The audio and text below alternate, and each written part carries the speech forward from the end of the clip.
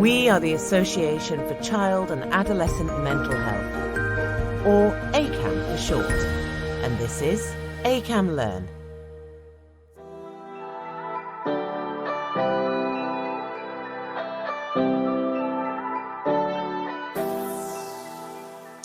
Welcome to Inside the Teen Brain.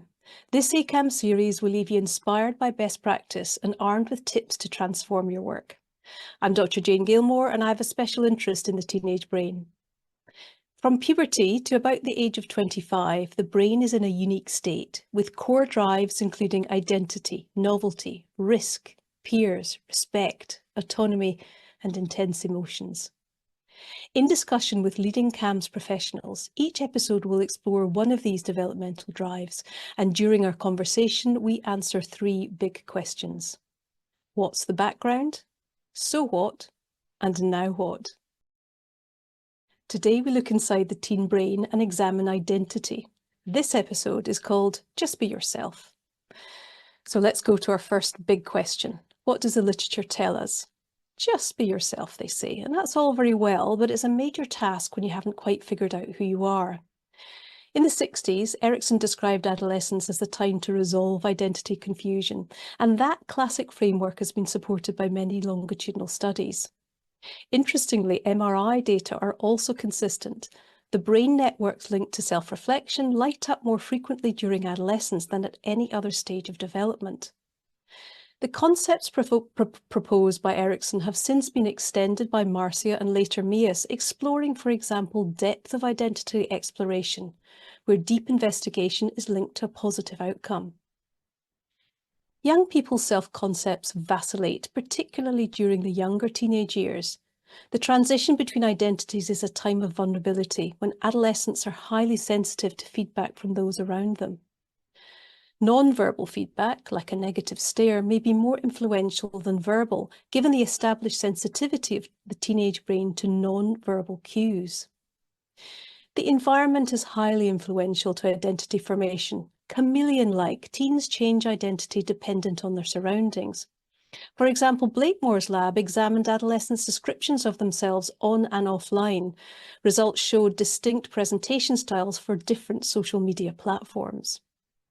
We know too that significant others are likely to influence formation and stability of identity, though the effect could be bidirectional.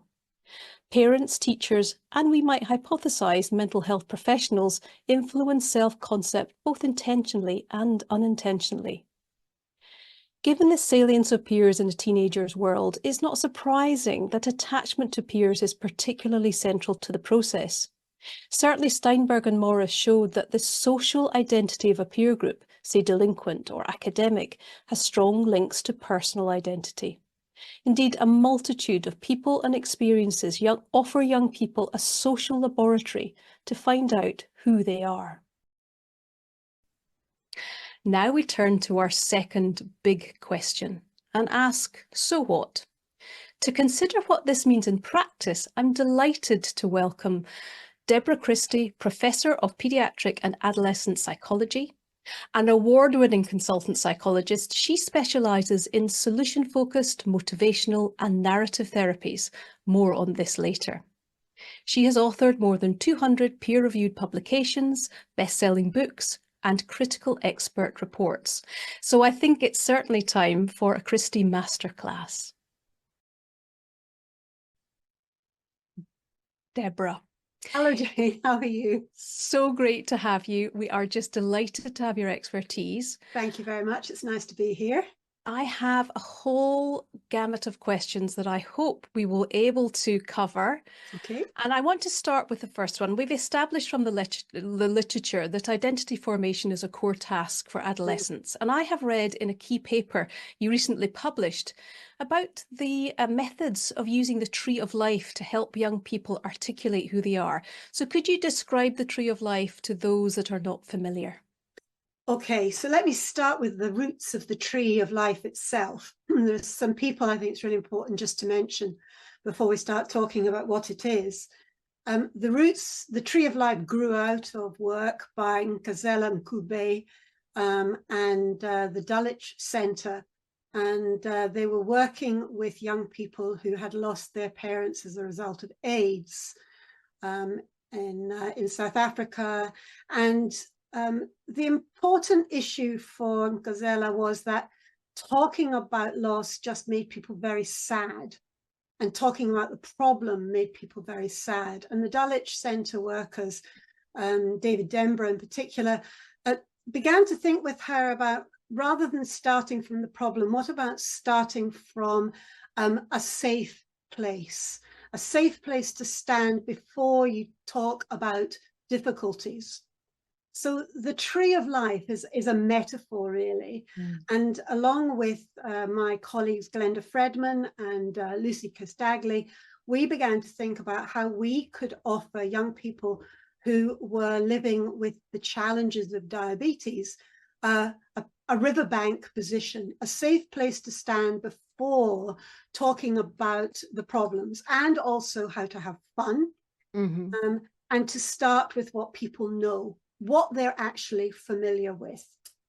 So I'm really struck by the idea of the metaphor. I think that's a wonderful, and you talk about that safe place because it's slightly disconnected from me. So I think that's wonderful. Yeah, and if you think about it, you know, if you're in the middle of the river and you're trying to swim, there are crocodiles and there are rocks in the river, and you're banging your head and you're running away from the crocodiles, it's really very, very hard to think about yourself whilst you're in the middle of that tumultuous torrent. So being able to stand on the side of the river is the beginning, and the tree is the metaphor for who you are. So I think we're going through the magic of technology. Somebody's going to put up a picture of a tree, and you'll see that the tree obviously has got roots.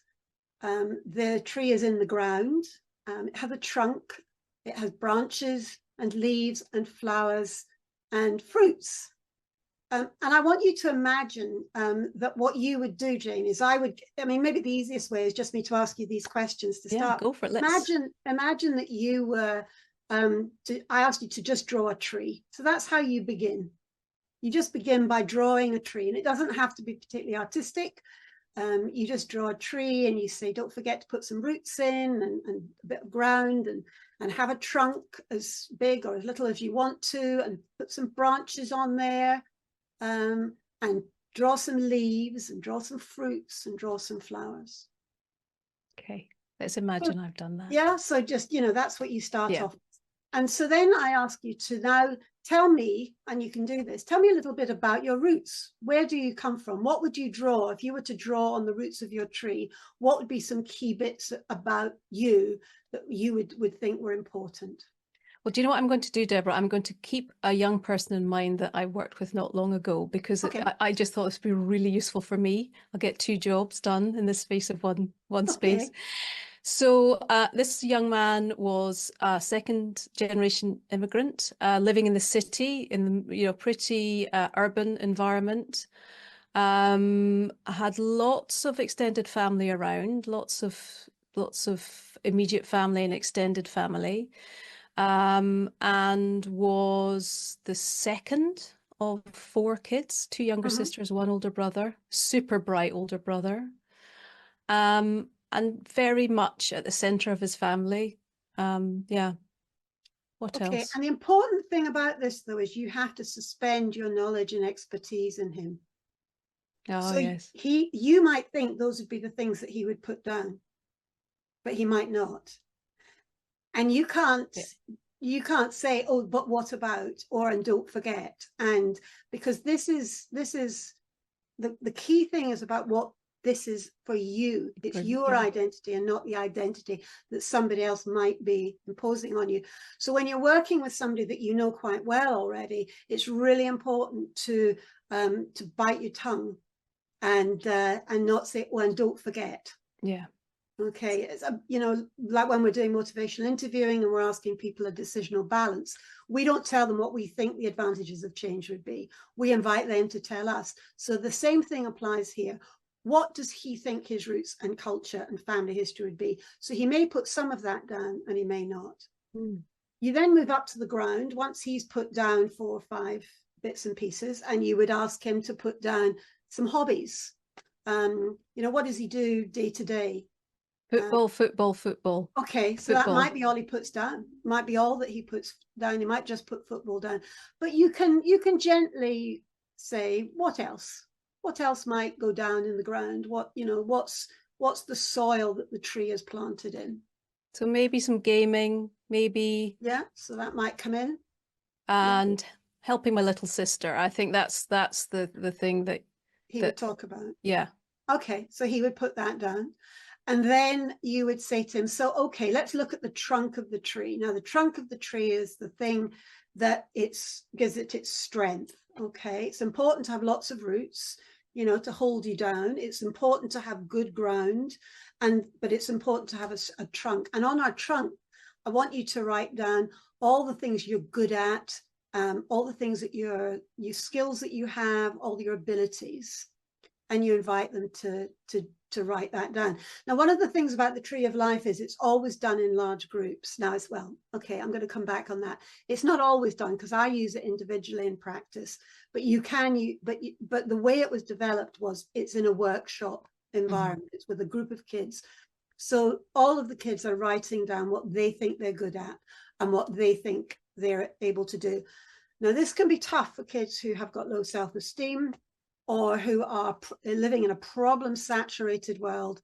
So again, you have to restrain your desire to say, oh, but you've told me that you're good at that, or you've told me that you're good at that, and just help them come up with those things themselves.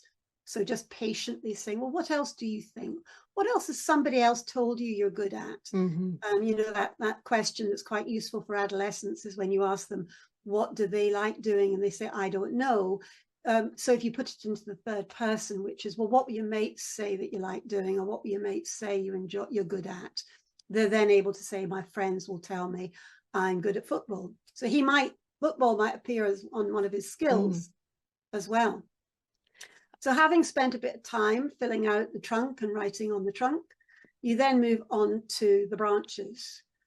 Now, branches are hopes and dreams. So wording this is saying on each of the branch, put a hope or put a dream or something that you'd like to happen in the future, something that, that will grow out of this trunk, anything that you can think of at all. Now, some kids are very good at doing this and will fill this out, and other kids will have very few branches filled out. But that's okay, because, like all trees, it's an organic thing and you can add to it for as long as you want to.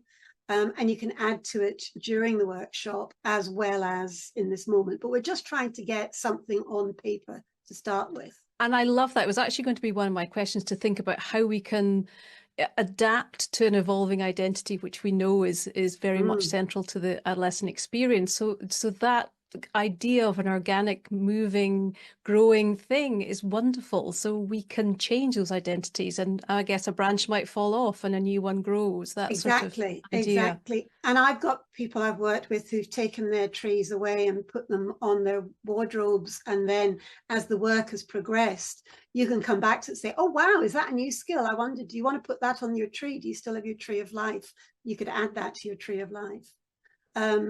So then and you can see on the picture that we've got up here that you then ask them to put on each leaf of the tree a significant person.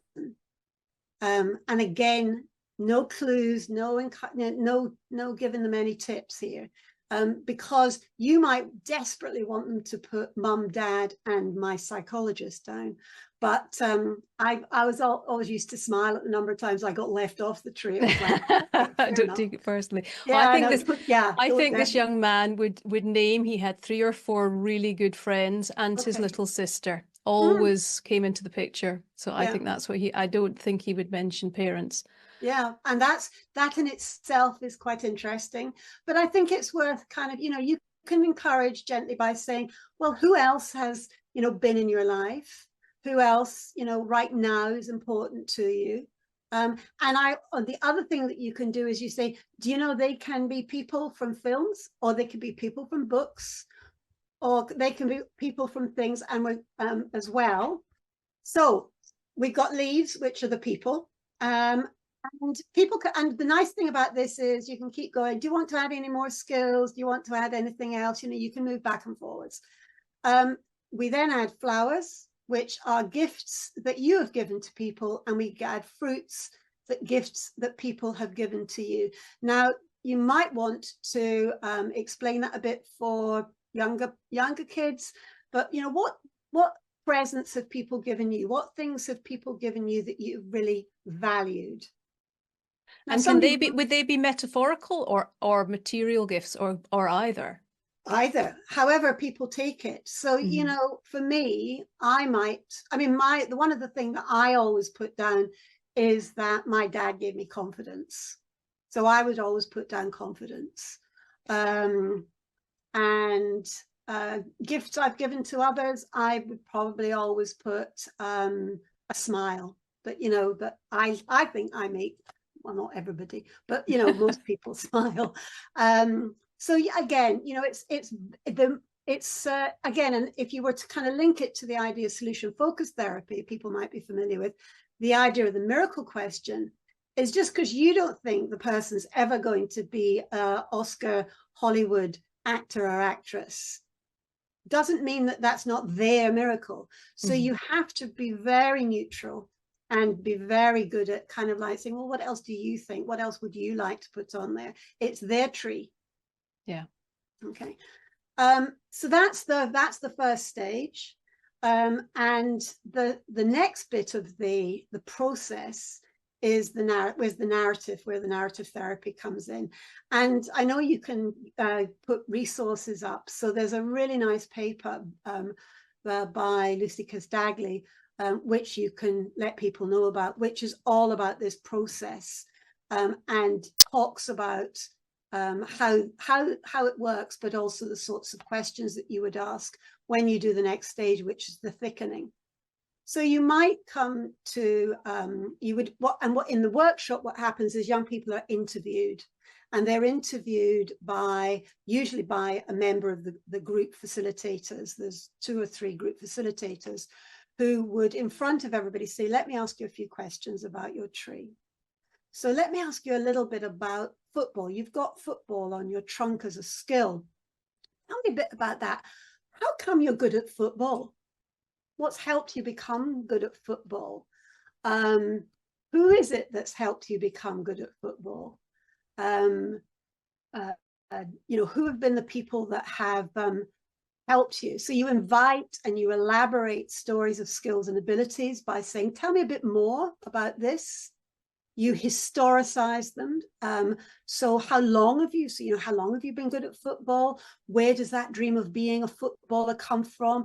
Who taught you that? So you can see bringing people from the system in, and bring into relationships with others who notices that you're good at football.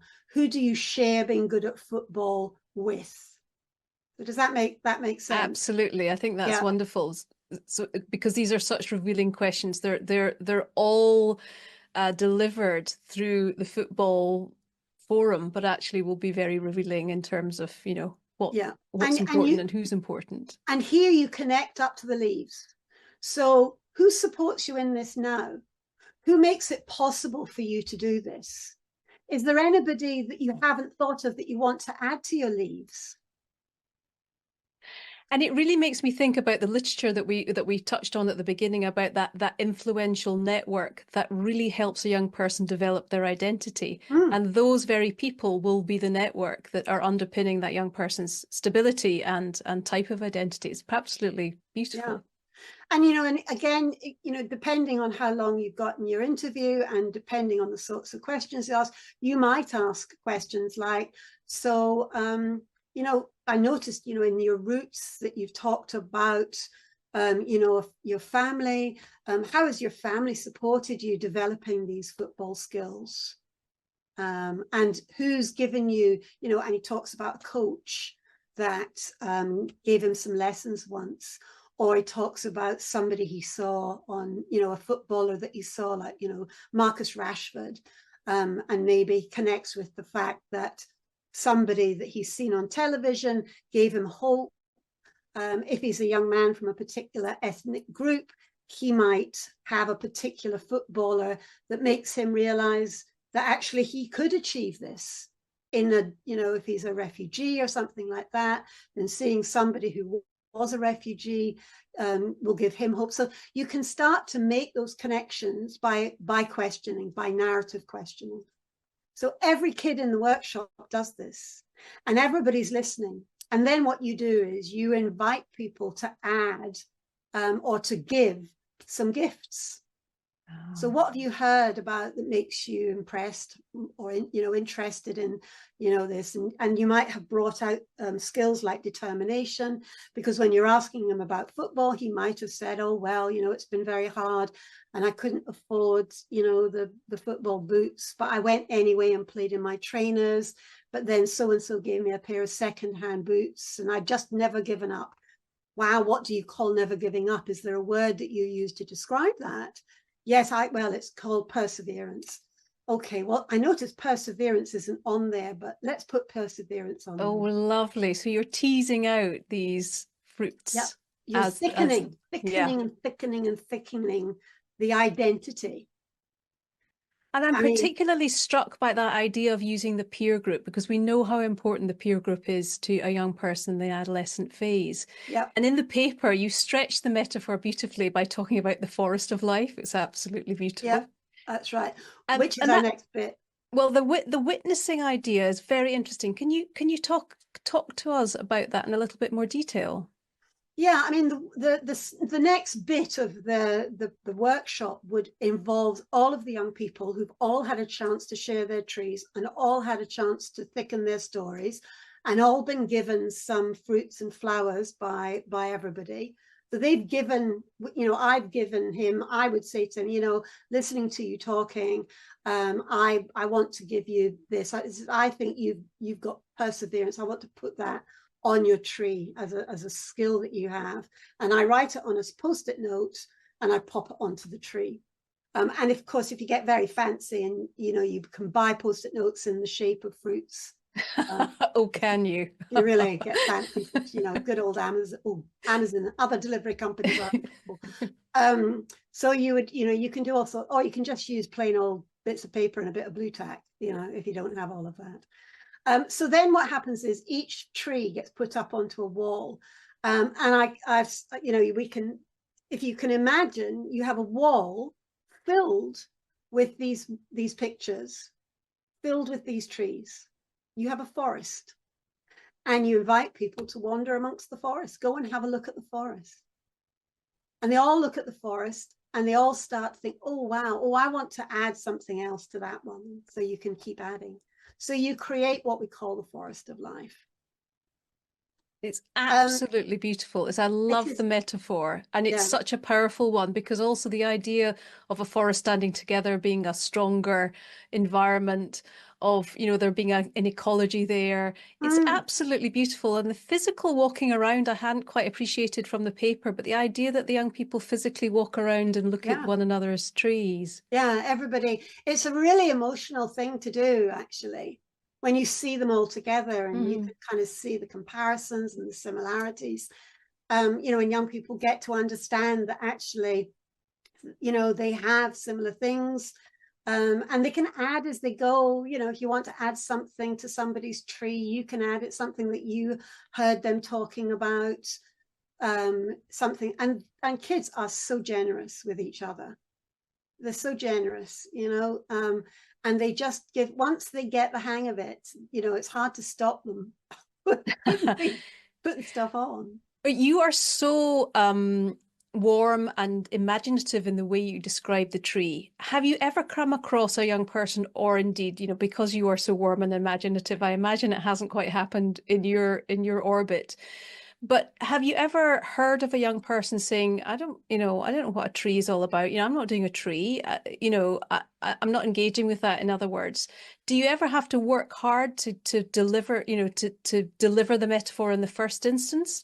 Or do you think young people are connecting with that metaphor straight away in most instances? I think you have to do a bit of groundwork. I mean, I do think you have to do a bit of groundwork. So before, you know, I mean, the kids that we started working on this with were young people with diabetes.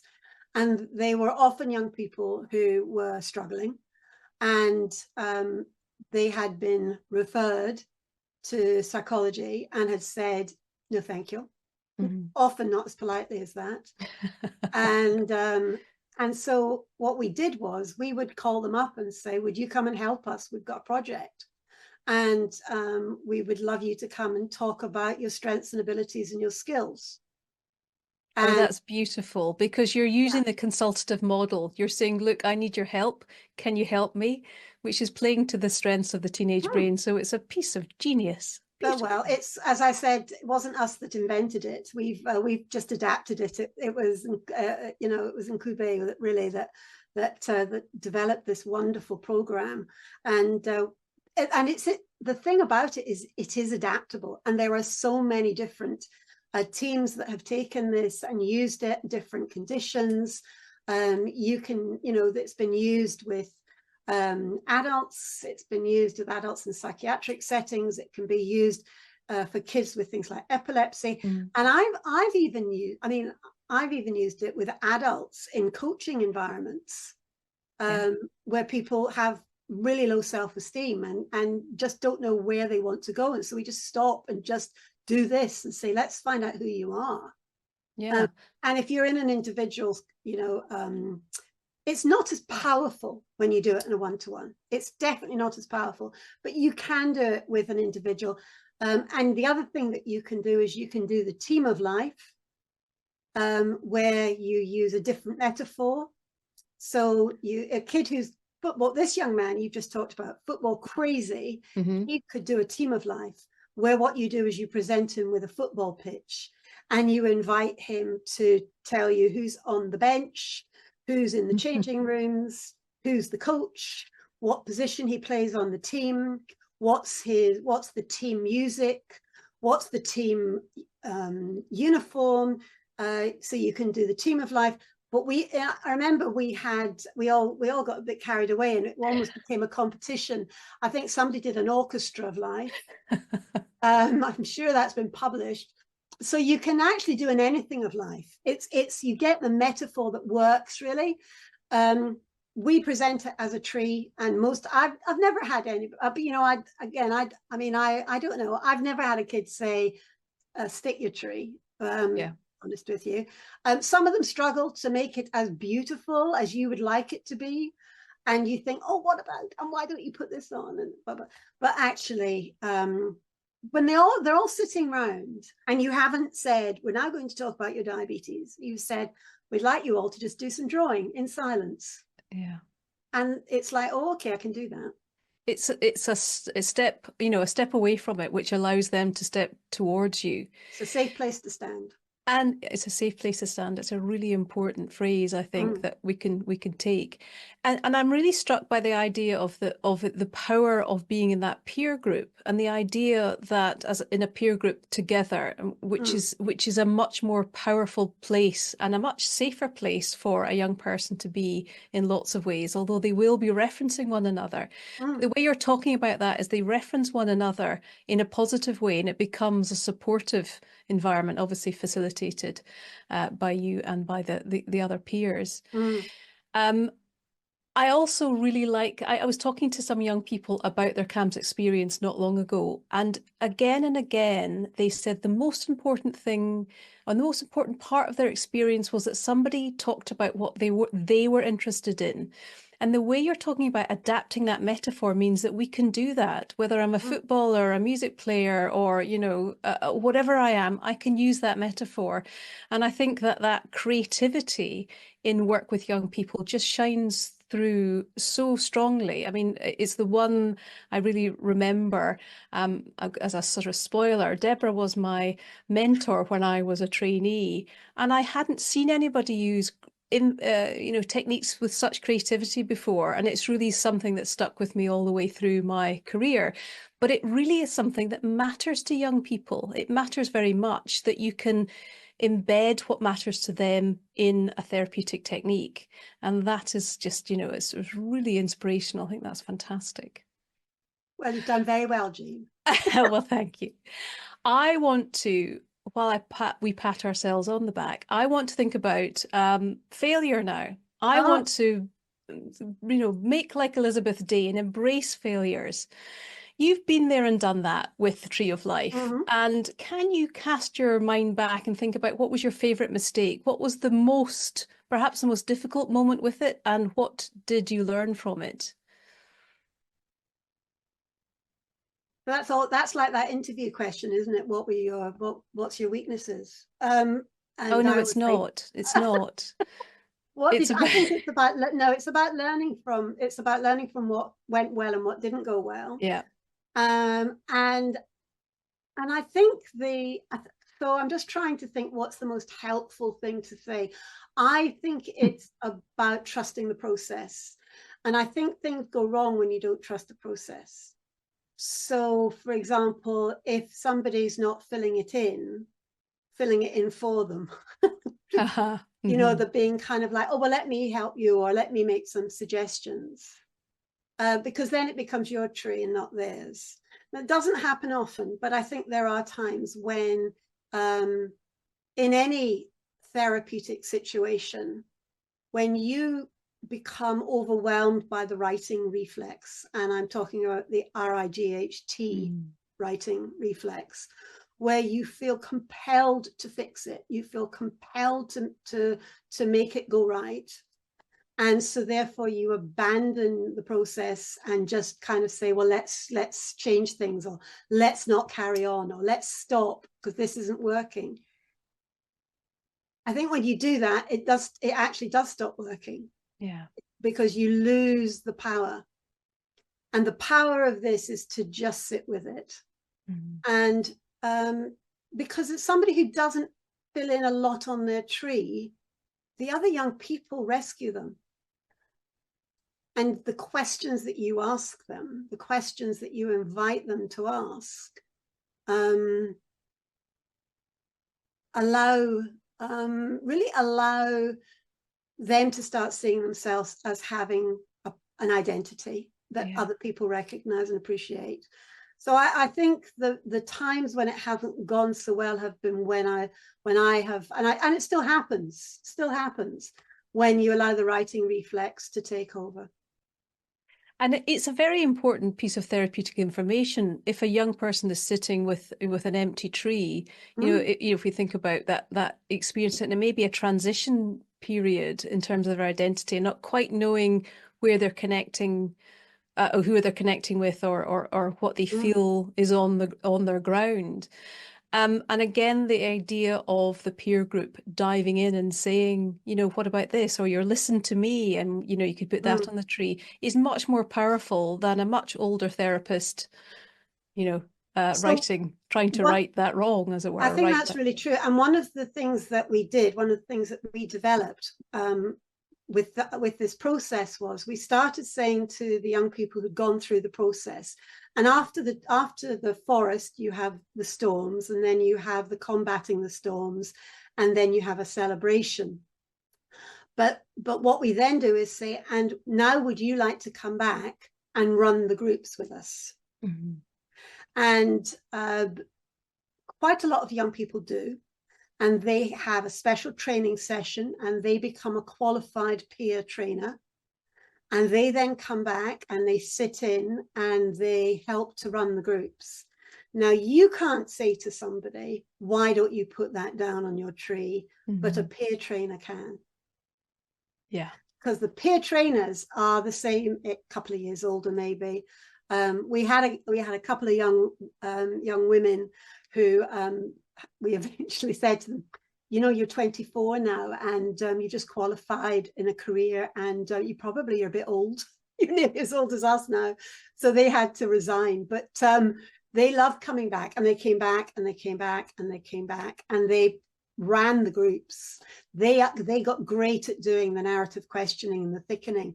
And what was really interesting was that some of our best peer trainers were young people that never wanted to see a psychologist. That's so interesting. It was great. And what's really also very nice is that, they keep in touch as well, and let you know how they are doing in their life.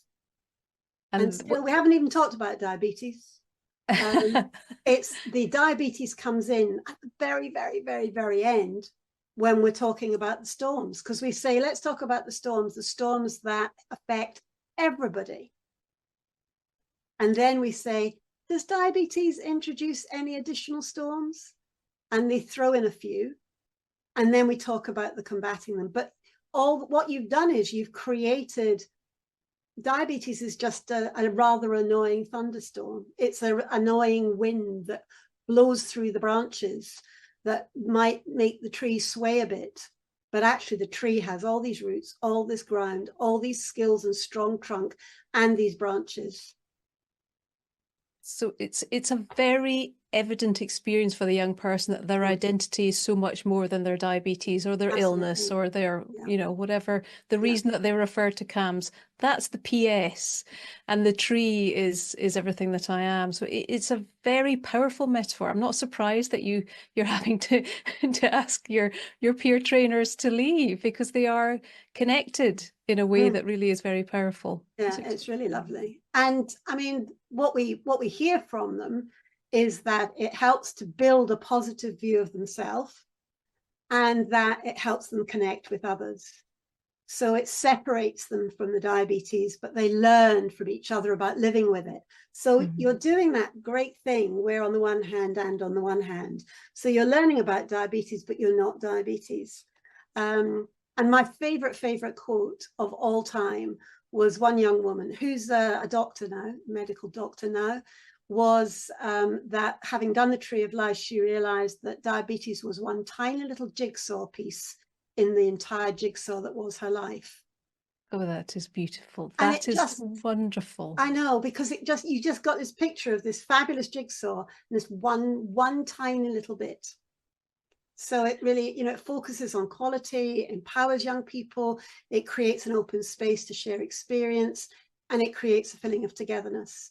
So, well, yeah. Look, I can't think of a better way to end the review of the Tree of Life, because that is another metaphor that really will stick with us. And it's your, you know, it's a point at which I think you can feel your work there is done, because that young person describing that as a piece, okay, it exists, but it's not the whole of her puzzle. Not what it is. So I'm going to turn to our final big question and ask, now what? Now, I'd like you to draw on your extensive experience and expertise and give us one practical, low cost, but high impact tip. Okay, always have a bunch of paper and a packet of felt pens handy. I love that. That fulfills criteria. Do you want to expand on that? Or are we going to leave that as our tip? I just think that, you know, sometimes people don't have the words. Sometimes you can say, okay, this isn't going very well. I'm asking you a lot of really rubbish questions. Could you draw me a picture of something? And you can say, do you like trees? do you like trees? And actually I did during the pandemic. I phoned somebody up for a Zoom call, and she said, oh, I'm just walking the dog. Oh, okay, fine. Do you want to do the session? Oh yeah, I'm in the park. I said, are you near any trees? And she said, yeah. I said, why don't you sit down under one? And she sat down under a tree, and we did the Tree of Life under a tree. Oh, that's quite a win. That's beautiful. So yeah, so a packet of felt pens that work, and some paper. Yes, that work. You can always do something with it, you know. Okay, well, Deborah, as we close this episode of Inside the Teen Brain, it only remains for me to thank you, Professor Christie, an oracle on teenage identity.